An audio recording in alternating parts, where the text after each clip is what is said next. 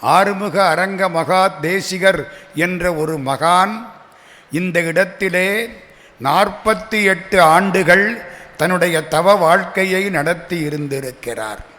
பசிப்பிணிக்கு மருந்து உணவு நம்ம நினைச்சா கடவுள் வருவார். அந்த காலத்தில் வீட்டில் புத்தகங்கள் படிக்கிறதுக்காக வச்சிருந்தாங்க. அதனால அறிவு பெருகிற்று. நடமாடும் கோயில்னா என்னங்க? நீங்களும் நானும் நடமாடும் கோயில். கடவுள் இங்கே தானே இருக்காரு.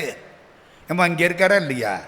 வள்ளலாருக்கு அப்புறம் ஆயிரக்கணக்கான பேர்களுக்கு துறையூரிலும் சரி, தமிழகம் எங்கிலும் சரி, அயல் நாடுகளிலும் சரி, நிறைய இடங்களில் ஓங்கார குடில்களை அமைத்து எல்லா இடங்களிலும் எல்லோரும் பசிக்காமல் சாப்பிட வேண்டும் என்று அன்னதானம் செய்து வைத்த புண்ணியவான் ஆறுமுக அரங்க மகாதேசிக சுவாமி.